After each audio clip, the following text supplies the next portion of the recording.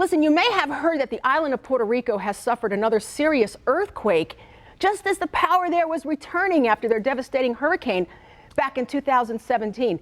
If you're wondering how you can help, well, we're going to ask Jay Bonifate, who is the Chief Communications Officer at our local chapter of the American Red Cross. Good morning and Happy New Year. Thank you, Linda. Same to you. This is awful. These poor people from 2017, some of them were just getting the power back, and now they have an earthquake. Yeah, the response from the Red Cross was really still ongoing from Maria, even 2 years later, still helping people there.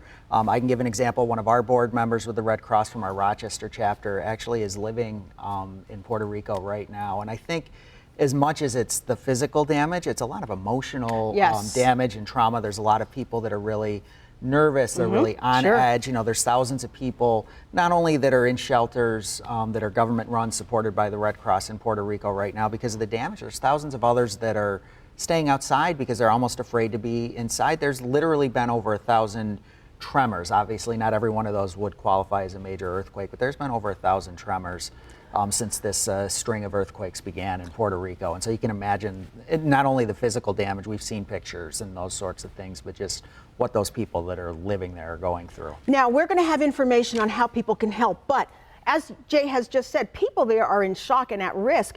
And we also want you to know that there's a counseling support number as well. Yeah, I mean, through the Red Cross, what I know you can do through the Red Cross, you know, one of the main things we'll do is the volunteers that are there, and there's about 170 disaster workers on the ground from the Red Cross there, and that's going to include, just like we would for a house fire here at home too, we're going to have our disaster mental health folks, you know, that are available to really talk through, you know, that emotional aspect of something like this. You know, whether you've lost everything, whether you're nervous about it happening again. I don't want to say PTSD because it's not officially that, but it's that same kind of idea. And just to work with those people and to make sure they're there. So I would encourage anyone, you know, if you know someone in that area, that's one of the things I would definitely encourage someone to do is to get them in touch with those types of services that are available. Also, the Red Cross can help you reconnect with loved ones there. Yeah, so we have, and I don't know the specifics with Puerto Rico to make sure that this is in, but we do that on a regular basis. It's safeandwell.org is the direct website. You can also get to it through redcross.org. And go there and register.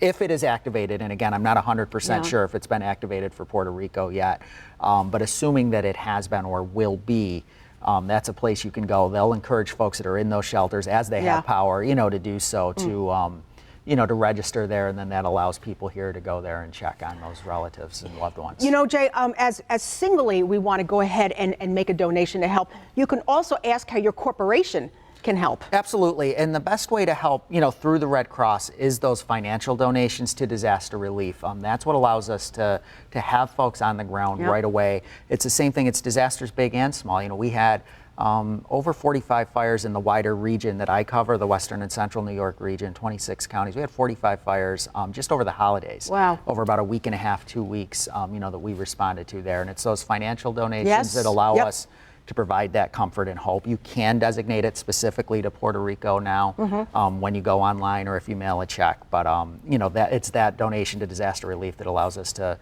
respond to disasters big and small like this, provide that comfort and hope, even if it's as simple as a blanket or sometimes just a hug, you know, and knowing that someone's there. You can do that at redcross.org. Yeah, remember there's veterans there and women and children and seniors, and it's such a beautiful place. It's gorgeous, and like we said, you know, I could see, you know, eventually where a lot of our, depending on how this goes, where volunteers from Western New York go. That hasn't been requested yet. They've handled that with our folks, but I just know from talking to people that were there 2 years ago, talking to Rosemary, that board member, that this is an ongoing and a very stressful and situation for basically the entire island. Okay, everybody, there's that website right there. Thank you, Jay.